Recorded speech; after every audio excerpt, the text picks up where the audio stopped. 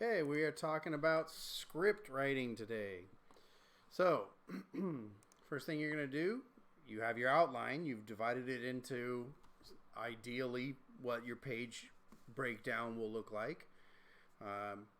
So you might have 2 or 3 events per page, or it might be one event that takes place over the course of the page.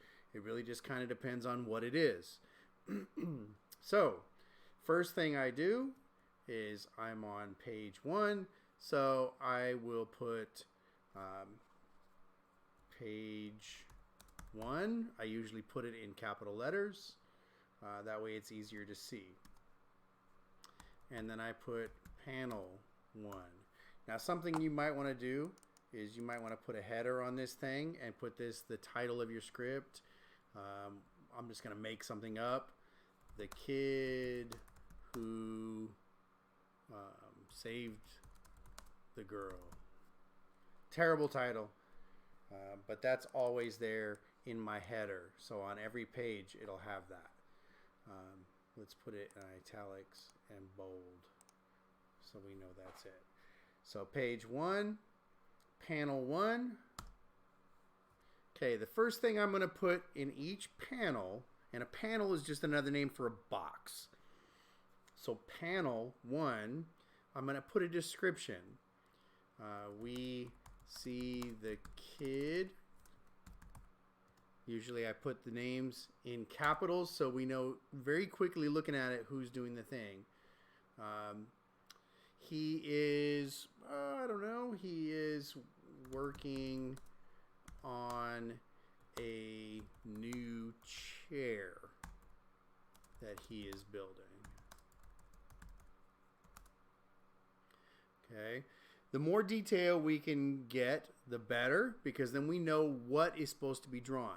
I always think about when I'm writing a script, even if I'm the one who's going to draw it, I always write it as if I'm giving it to somebody else and they're able to see in what I've described what's supposed to be in every box. In the background, we see all sorts of woodworking tools like saws, etc. So we can kind of leave that open. Okay, so right now I know panel 1, it's going to open on this kid. In fact, you know what? I'm going to change this. We're going to call that panel 2. Now this is a good thing about doing it on Google Docs. We are going to do an establishing shot.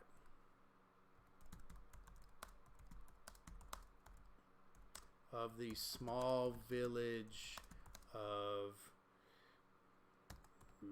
that's terrible. Let's give it a name. The village of Grundleville. How about that? I just made it up. The small village of Grundleville. There are many houses, small houses with wood roofs.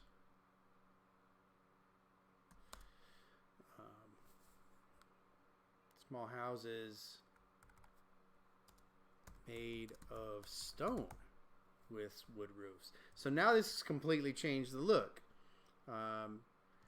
There is one main road and a few smaller side roads. Okay.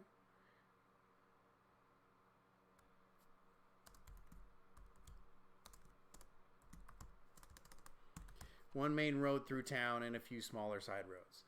Okay.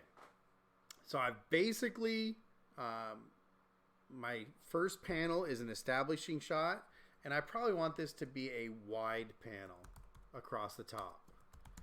So as I'm writing my outline into my script, I basically think of it like a movie.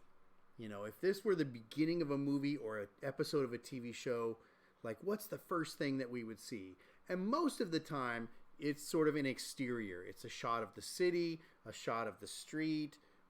You know, if you've ever seen the show Full House from the 90s, I guess, all the time before the scenes would start, you would see a shot of the house. Or Friends is another thing. You might see an outside shot of the cafe or of the building that they all live in or whatever. That's the establishing shot that tells us where we are. All right, let's go on to panel 2. We see Kid, we'll just call him Kid, working on a new chair that he's building. In the background, we see all sorts of woodworking tools. This is his workshop. All right. Now Kid's going to say something. Actually, let's have... we'll have Kid say something. He's working. He says, "Get in there, you creep." He's talking to the part of the chair. So he's having difficulty. We'll put that up here instead. He is struggling to get the chair together. We don't need it there. When you put the text, you kind of don't want anything other than what's actually going to be said. All right. Panel 3. Oops. I like to use numbers. But you can do them with spelled out. Actually, no, I take it back. I prefer this when you spell out the numbers. Maybe it's the English teacher in me. It kind of just looks better. Now, something I'll also do is I'll make these bold so that they stick out in the script and I can see them very easily. Do I have one down here? Okay, I do. So bold. And I usually have 2 spaces between each of the panels in the descriptions. All right, panel 3. Girl here's in the window.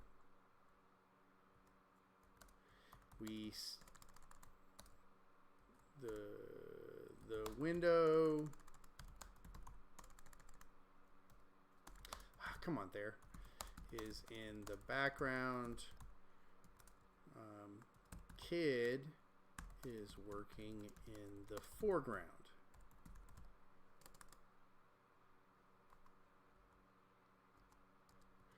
Girl says, "Still fighting with that thing."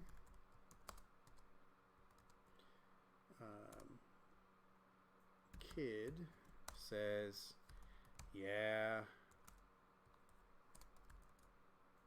but I've almost got it." All right, I'm going to do panel 4. My fingers aren't working today. Okay, I'm going to put an extra space in there. Now notice when I do my text and my conversation, I do them in order.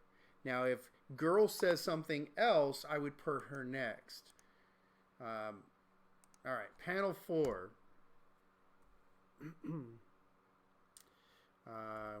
Girl comes in the door.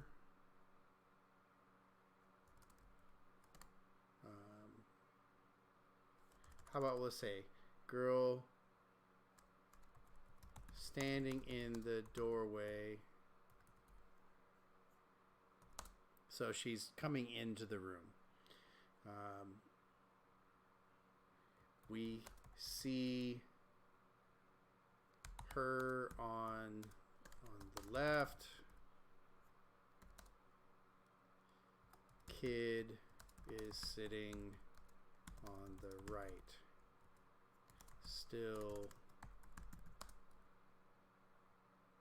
working on the chair.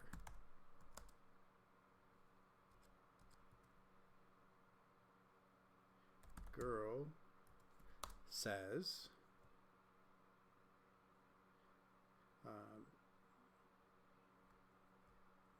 good, because my father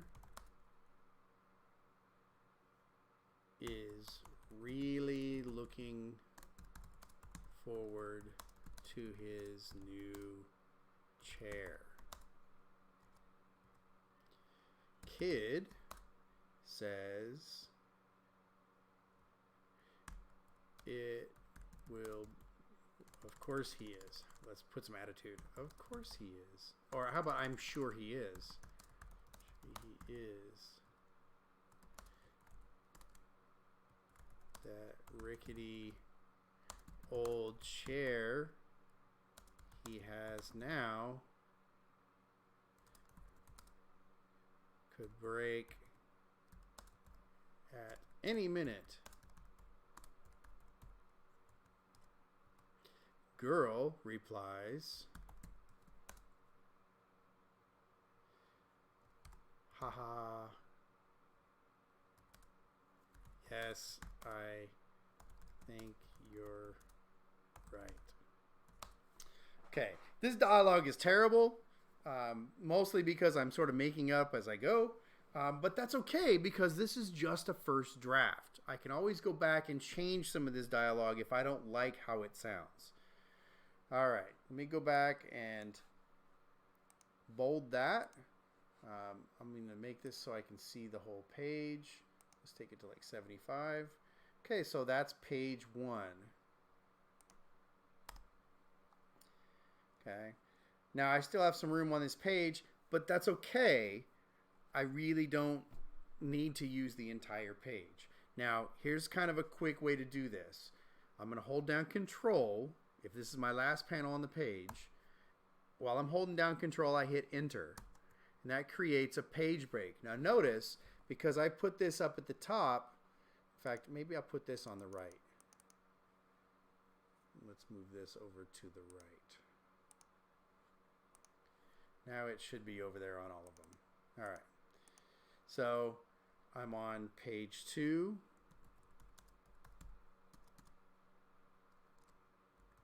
Panel 1 on page 2. And then I would go on and do the rest. Now I don't have to do page numbers or anything because I basically put them at the top of every page. Now something that some people like to do is they'll put this in the center. I personally don't like that. I like it on the left so I can look in the same place. Now my title can be up here. That's fine. But I like having all my information on the left. And if you put spaces, 2 spaces between each thing, then it's easier to follow. Okay, so you're going to do that for your whole script. Now you can keep referring to your outline as you do this. Now as you keep doing it, don't worry about pages. Just do as much as you can fit from your outline on each page. It may turn out to be 28 pages. And we got to look at it when we go back and say, yeah, this can't be 28 pages. What can I consolidate? Okay, but don't worry about that now. We'll do the editing later. Okay, so do your 20 pages. Don't worry about it being perfect. Just get it down. You don't have to have 4 panels per page. You can do 3. If it's an important page where something dramatic happens, let's say after page 2, we have some stuff and we get to page 3.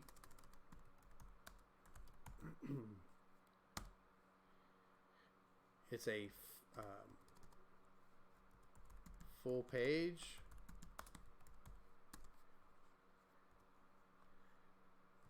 The dragon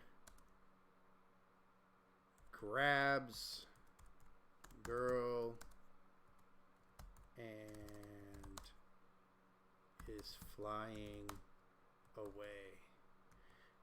Okay. In the background. So that's in the back. In the foreground, kid is reaching toward them.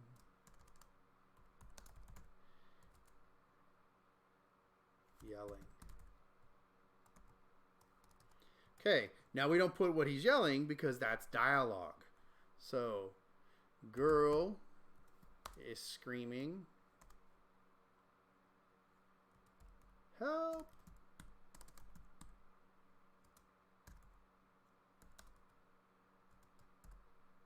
Help me, kid. And kid says, no. That doesn't make sense.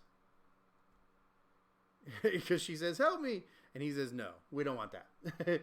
So maybe he says, I'll save you. A lot of dramatic stuff. And then that would be all of page 3. Then we go on to page 4. Because that's a huge moment.